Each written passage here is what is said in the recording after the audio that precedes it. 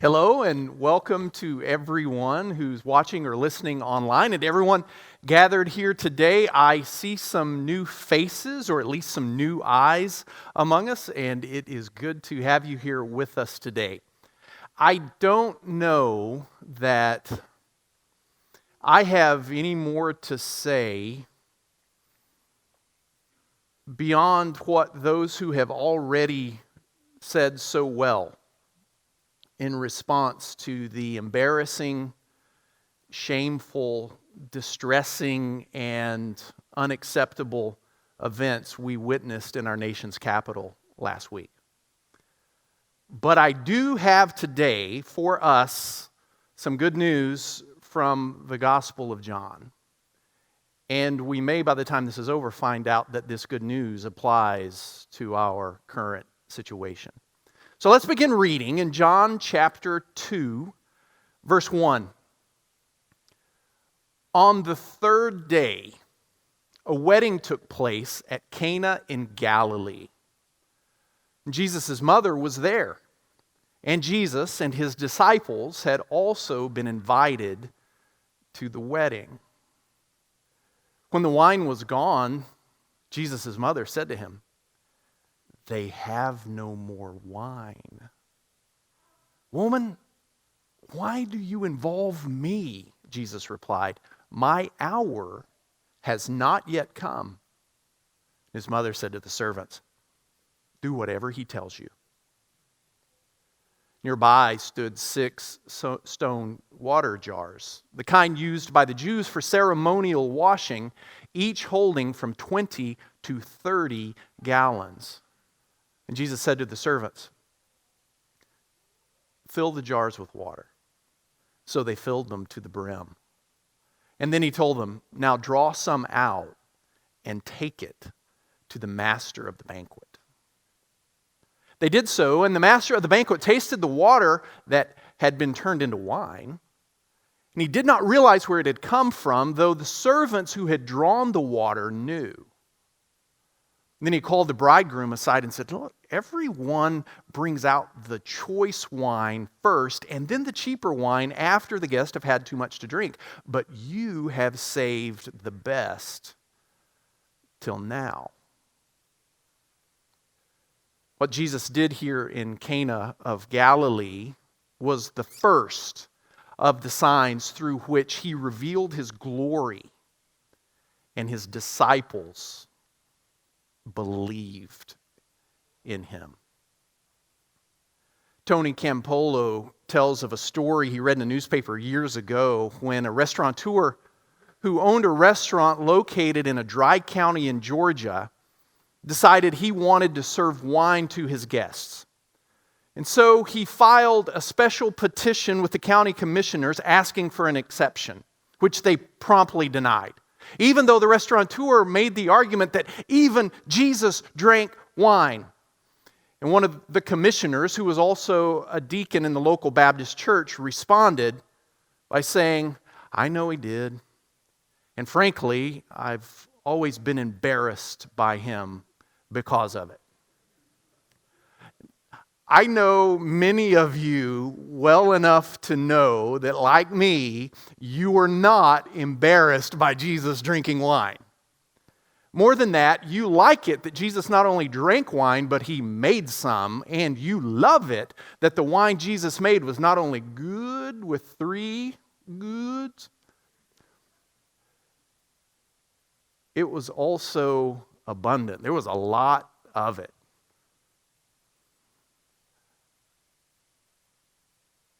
But we all can admit, this is a weird way for Jesus to launch his public ministry in the Gospel of John. In the Gospel of Matthew, Jesus launches his ministry by drawing a crowd with the power of his preaching and the power of his healing. And then once that crowd is there, he delivers to them what we know as the Sermon on the Mount. In the Gospel of Mark, he launches his ministry by driving an evil spirit out of a man in a synagogue. In the Gospel of Luke, he preaches a controversial sermon in his hometown synagogue. It went over so well that those who had watched him grow up, had known him from the time he was a little boy, wanted to throw him off a cliff. But in the Gospel of John, Jesus launches his public ministry by performing a quiet, reluctant miracle. One he seems to only do because his mother asked him to. Back then, Jewish weddings could last up to 7 days. They were festive occasions for the whole village or the whole neighborhood. It was an opportunity for those who were carrying the burdens of living under the Roman Empire to kick up their heels a bit and celebrate. And at some point during the festivities, Jesus' mother becomes privy to some embarrassing information. The party has run out of wine. And this was a major social faux pas. It would bring shame and disgrace upon the bridegroom and his family. You do not run out of wine before the party's over. And who knows why the host didn't make adequate provisions. Maybe there was a global pandemic and everyone had doubled their wine consumption. Maybe Jesus' disciples, who were likely late additions to the guest list, maybe they showed up and drank more than their fair share. Truth is, we don't know, and those details are more important to us than they are to John. But what he does want us to know is that Jesus' mother sees a problem. And she believes that Jesus is the one who can do something about it. And his response to his mother is perhaps a bit more terse than we would like it to be. Woman, why are you bothering me with this? How is this any of our business? Now, in this context, woman is not a term of disrespect, but it does convey some distance. Mary, who gave birth to Jesus, who raised Jesus, the Word made flesh, God in the flesh, Mary must now become a disciple of her Son. He goes on to explain his reluctance. He says, "My hour has not yet come." In the Gospel of John, Jesus' hour almost always refers to the culminating events of his mission on earth. His hour includes his arrest, his trial, his crucifixion, his burial, his resurrection, even his ascension when he goes back to the Father. All of that is what Jesus means when he says, it's not time yet. It's not my hour. Because he knows once he goes public, if he does this thing that his mother seems to want him to do, there will be no turning back. His mother is unwittingly asking him to take his first step toward the cross. So interestingly enough, she only shows up one more time in the Gospel of John. And that's at the end of the story when he's dying on a cross. And he calls her woman there as well. She's there at the beginning, and she's there at the end. And she doesn't argue with her son. She also doesn't take no for an answer. Instead, she goes to the servants and she says, do whatever he tells you. And then she leaves it up to Jesus to do whatever he wants to do. And that's a lesson in discipleship right there. Present the problem to Jesus. Be ready to do whatever he wants you to do, he tells you to do. And then wait for his wise, loving, always appropriate response. And be prepared to celebrate when his response blows your expectations out of the water. Now that's a little sermon right there. Speaking of water, what Jesus says to do is he tells the servants, fill those big water jars, stone water jars over there. They were used for purification rites. Fill those to the brim with water. And they do, and then he says, now take some of that water to the master of the banquet. And they do, and it's no longer water. It's wine. And this is why some describe this as a quiet or hidden miracle. There's no indication that Jesus stands up and does anything dramatic. There was no thunder or lightning. He didn't say a prayer, didn't clap his hands, didn't snap his fingers. One moment, those jars are filled to the brim with water, and then in the next moment, they are filled with up to 180 gallons of wine, which is the modern equivalent of 900 bottles of wine. There is plenty of wine now. As a side note, sometimes on Thursday afternoons, I go down to Royal Blue Grocery at Highland Park Village. It's a combination coffee shop and grocery store. I go down there, get a cup of coffee, find a place to sit, and I work on my sermon. And I did that this past Thursday, bought a cup of coffee and found the only seat at the only table available in the whole shop. And I started working on the sermon. And I got to this point where I was trying to figure out how many bottles of wine are there in 180 gallons of wine. Google is always your friend when you have that kind of question. And I'm trying to figure it out. When for the first time I look up and really notice where I'm sitting in this grocery store / coffee shop. The only chair at the only table available for me to work on this sermon about Jesus turning water to wine was next to their giant wine section. I know a sign from the Lord when I see one. And to those of you who are wondering, no, I did not have a glass as I finished this sermon. I would never drink wine that expensive while working on a sermon this cheap. But there it was. Tons of wine, lots of wine. There was a lot of wine at that wedding now after Jesus did his thing. But there was not only an abundance of it, it was also excellent. The best. So much so that the master of the banquet thinks there's been a huge mistake. And he says to his friend, the bridegroom, look, you're supposed to serve this first when you want to impress your guests with the quality of the wine. You splurge at the beginning when their senses are still sharp and can appreciate the quality. Not now. He says, you've saved the best for last. And that is the extent of Jesus' first miracle. There's no indication that anyone other than his mother, the servants, and his disciples even knew what he had done. But it was enough for his disciples to see his glory, which Jesus told them they would see when he first recruited them. He said at the end of chapter 1, you will see heaven open up and angels ascending and descending on the Son of Man. You're going to see glory. But they never expected the glory to look like unlimited wine. They believe in him. They put their trust in him. It bolsters their faith in Jesus. After all, they've only been following him for a few days. And actually, John never calls this a miracle. Never uses the word. What he calls it is a sign. And that is an important distinction. What do signs do? Signs point to something else. There's a lot of pointing in the Gospel of John. John the Baptist points to Jesus. Jesus' disciples point to Jesus. This sign Jesus does points to something else. Signs point to something else. For example, here's a sign from West Texas.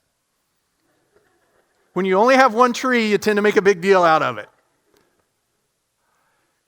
Now, if on a hot day you're looking for some shade and you see this sign, are you going to go sit under this sign? No, you're going to let this sign point you to the place where you can find some shade. That's what signs do. That's what signs are for. That's how the signs, and there are a number of them in the Gospel of John, that's how they function in this gospel. They point to something else. This sign, this amazing thing that Jesus does at this wedding, the point of it is not the sign in and of itself, the amazing thing. Well, this amazing thing, this sign is pointing beyond itself, pointing to something bigger, pointing to something deeper, pointing to something more important.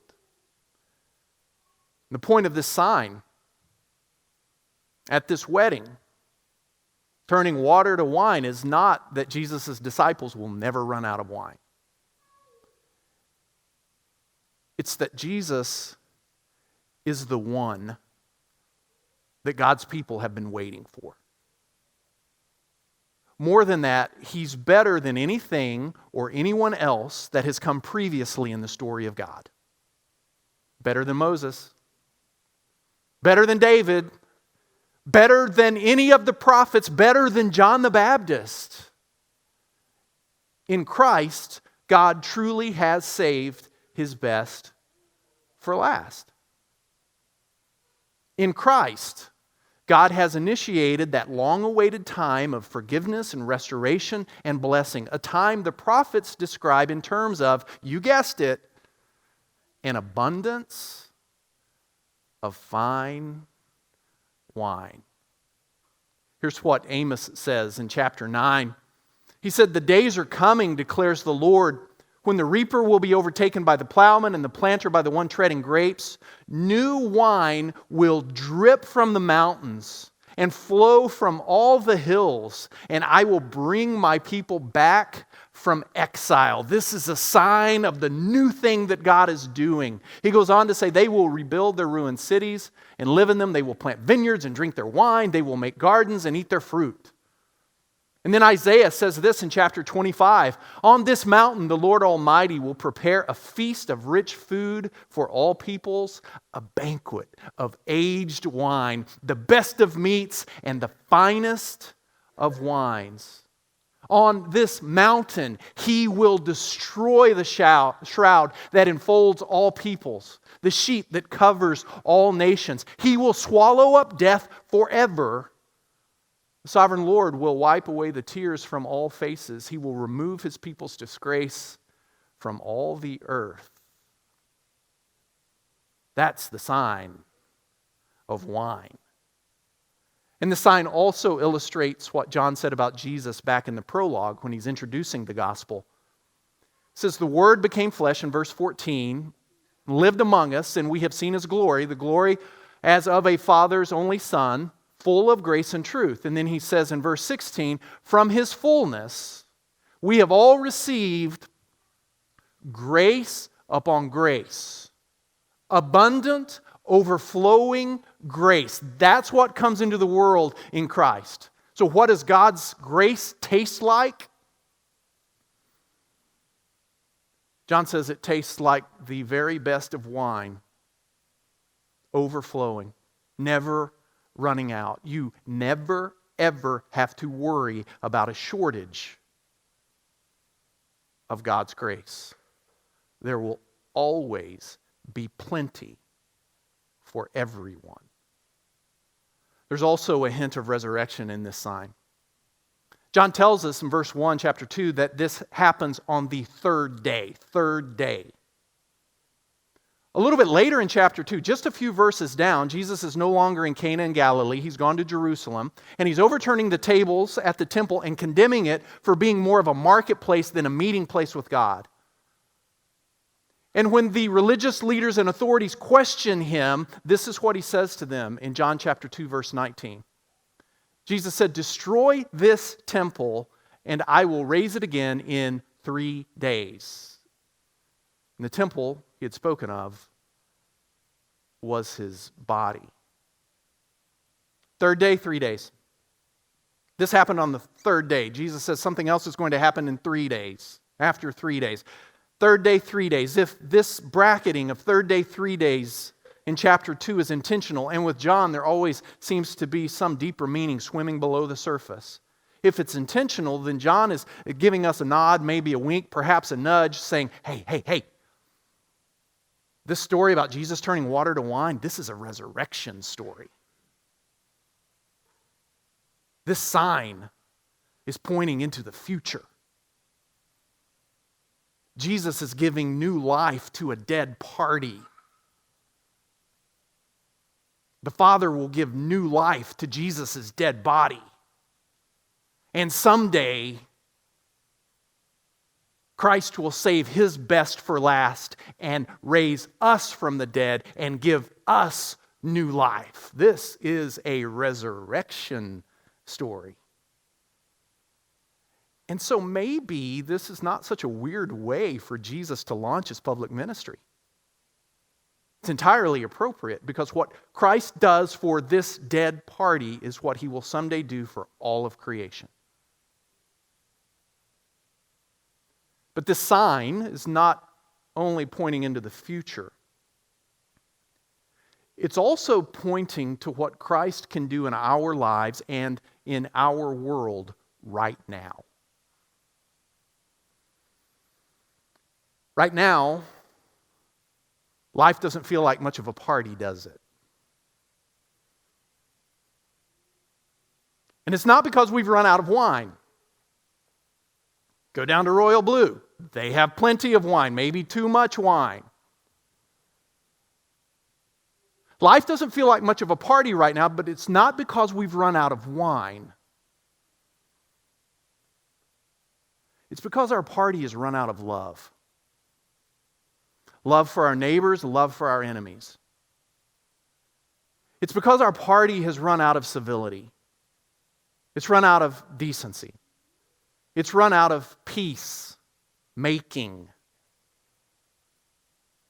It's run out of truth. It's run out of wisdom. And it's embarrassing, and it's shameful, and even dangerous.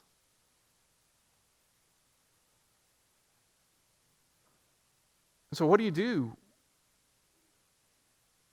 when your party runs out of life? You invite the source of life to your party.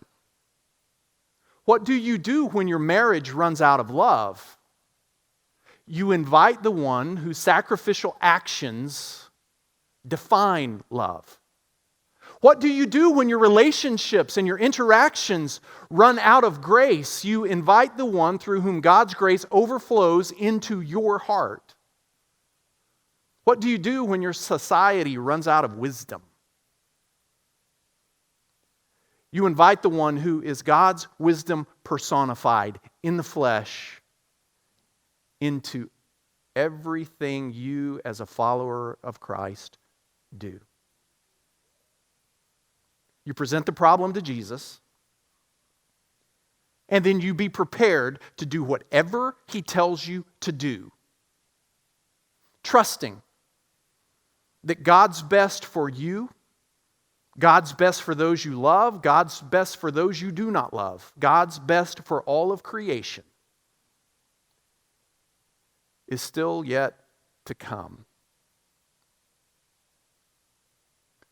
May we all drink deeply of the wine of God's grace, love, and truth. And may it overflow from our hearts into the world around us, until all of creation is dripping with the joy of the Lord. Let's stand and sing.